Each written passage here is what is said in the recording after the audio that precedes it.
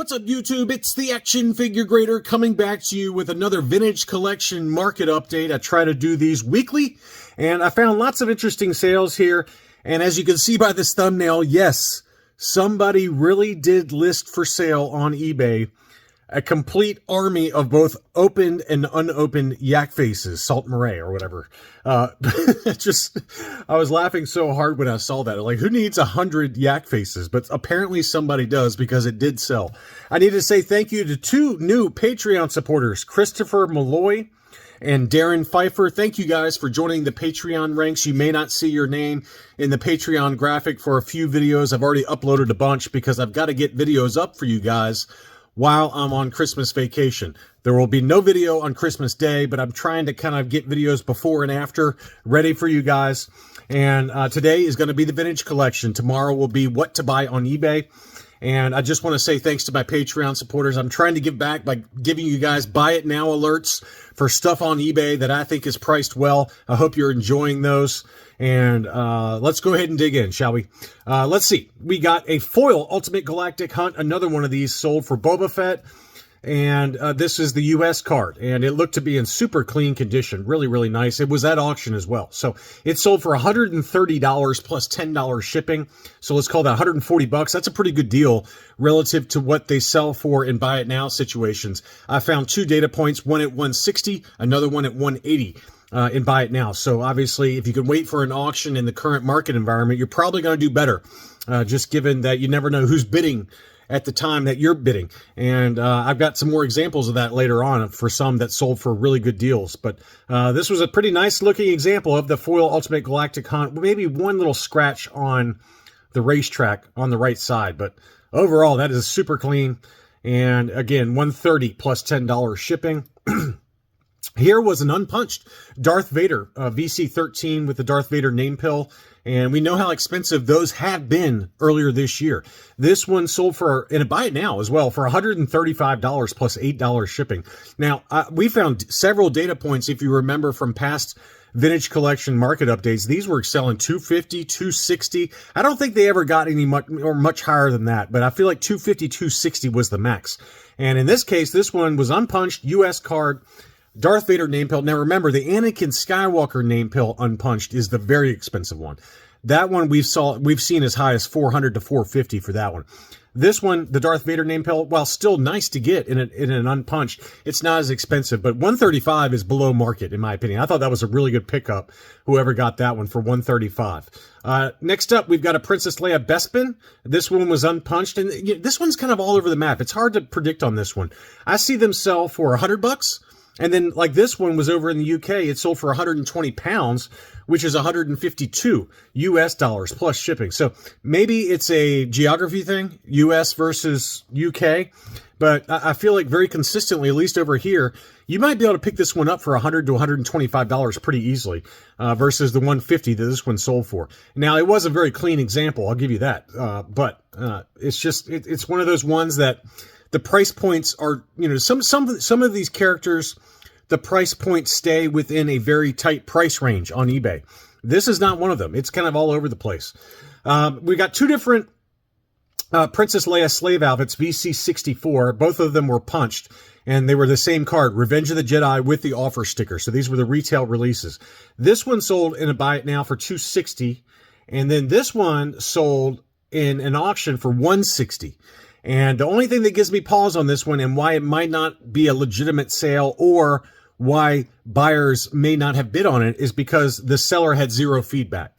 And, I'm just being honest. I don't buy from sellers on eBay with zero feedback. It's just too risky because you don't know if it's a legit sale or if they pulled the photo from something else, from a previous listing and are just trying to kind of get the money out and then close the account, move the money. And then by the time you realize that you're not actually getting the item, eBay's got to reimburse you. And by then they're long gone. I don't know. I don't know that, I'm not trying to say that about this seller, but, we all start off on eBay at some point with zero feedback. But I just personally don't buy zero feedback sellers because of this, because, there's just a risk that you don't actually get the item. So if it was a legit sale, this was a good deal at $160, but I think that it probably was not. This one, again, at 260 is probably a little closer to market, if not even slightly above market. But that's 2 data points for you. Yoda, this is not the Canadian version that is very expensive with the alternate card image and the multi-language name pill. This was just the standard US release for the Revenge of the Sith version of Yoda, unpunched. That one sold for $75. Pretty good deal there. Pretty fair deal. Not a steal by any means, but probably about in line with market. These got up kind of $85, $90. Didn't really hit $100 that much earlier this year, but it seems like $75 free shipping. Probably about right for the current market. Whereas this one, again, it might be a UK versus US thing, but this Ayla Secura unpunched US card sold for £100, which is 127 US dollars. I've seen them sell for maybe $75 over here. So it's an awesome figure, great card back, and this one did look super clean. But again, this is another one that kind of falls in line with the Leia Bespin, where the prices just seem to be a little bit all over the map right now. Commander Gree, this one was unpunched. I think I had this one in my What to Buy video last week, and it turned out to be a great deal. It sold for $99 plus $10 shipping, so let's call that $110 for an unpunched Commander Gree. Now, you got to remember, this one was close to $200 at one point, so I thought that was a great deal for a pretty clean-looking card.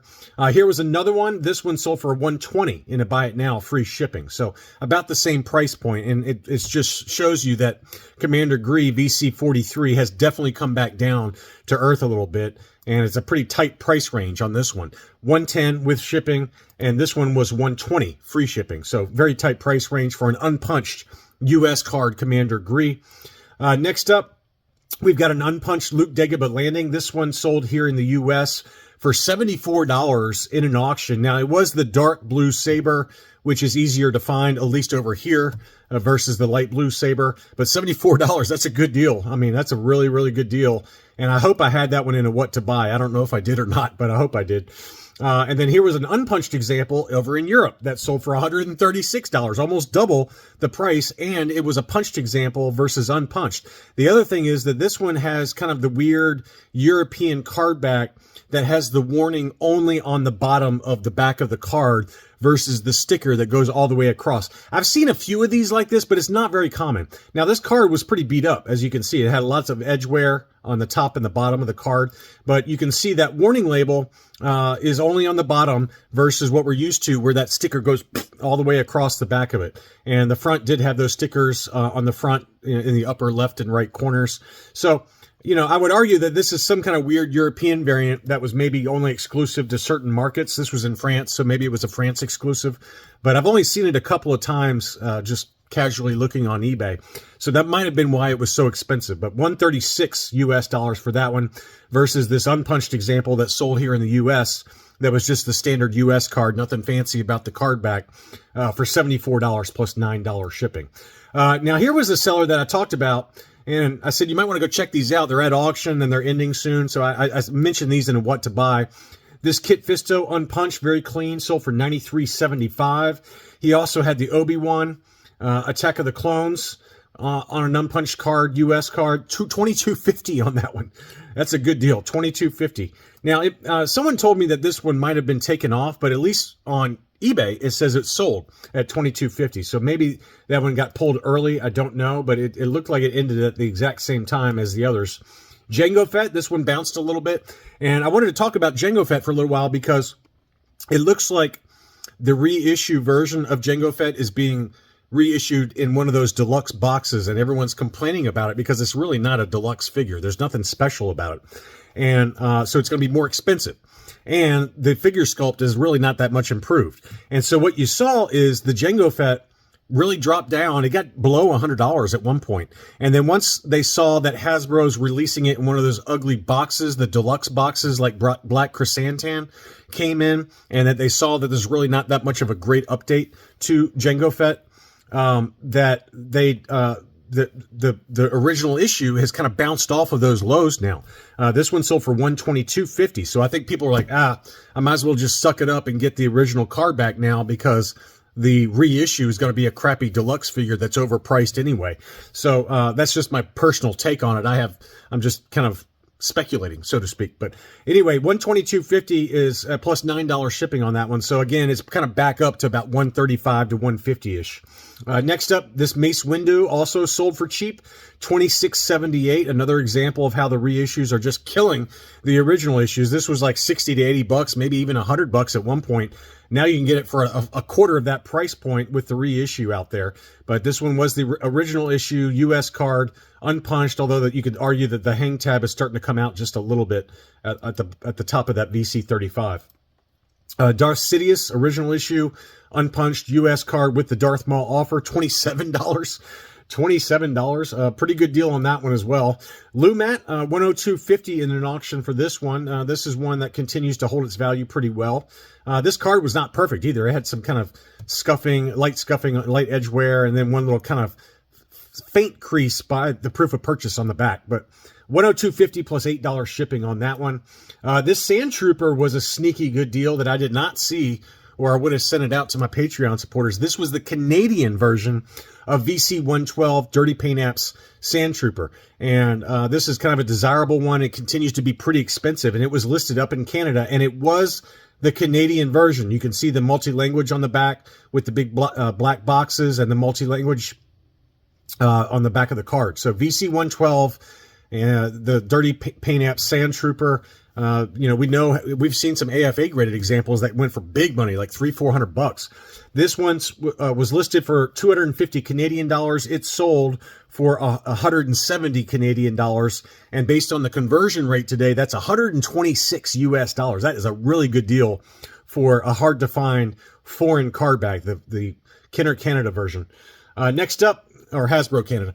Here's one I sent out to my Patreon supporters. It did sell. This is the Dr. Aphra 3-pack, but it was signed by Ashley Witter, who is a comic artist that did the Dr. Aphra comic series. She even has an exclusive cover, I believe.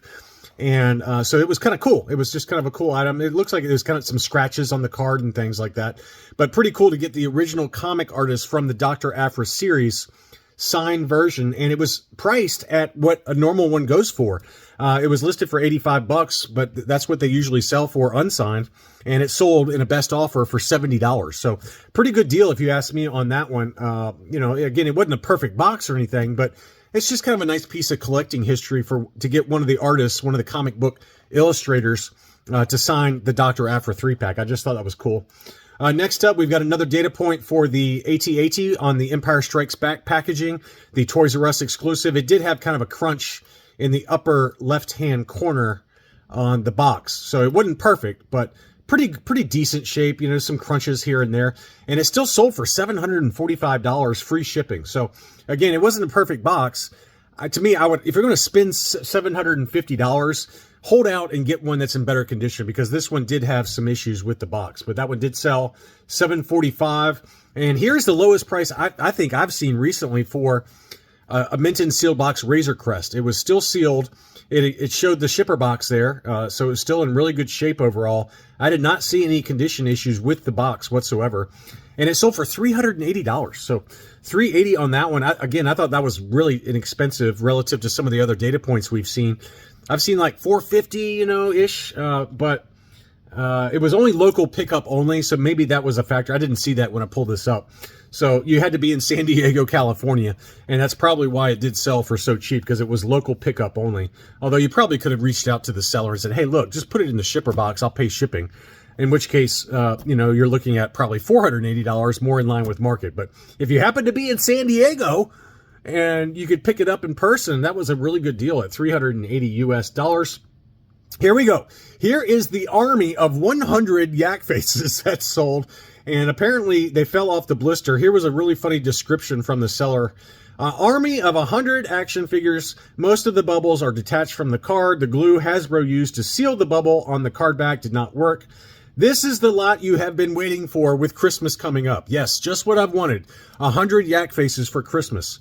Treat one of your family members with a surprise of a lifetime. Become the favorite son-in-law with the gift of this caliber to your mother-in-law. You might be treated to free babysitting for life. Planning on retirement? Put in a few hours of overtime to go out with a whole army of Yak Face figures. I have no idea what that means. but it was pretty funny. Tongue-in-cheek, but we had an army of Yak Faces that were listed for a starting bid of $300 US, and they had one bid, so somebody is the proud owner of 100 mint on card as well as loose in the blister Yak Faces, and the shipping was $20.50, and I can guarantee you it was a lot more than that for 100 Yak Faces. So I've never seen that before, to have 100 different Yak Faces be listed. And then finally, I got one graded item. It's an uncirculated 9.25 Cassian Andor in his kind of Imperial disguise. I just thought it was a beautiful looking card back, and it was uncirculated 9.25, and it did sell for $120 plus $16 shipping. Disruptor was the seller. You can check out his other items on eBay. He's got lots of graded vintage collection and a very trusted seller. I know him well, and that was just a beautiful card back that I wanted to show you guys. So anyway, lots of interesting sales out there for the vintage collection. We're getting close to Christmas, so maybe collecting budgets are a little tight right now with gift giving and things like that, so maybe you'll find some good deals out there. Thanks again for watching, and I'll be back soon.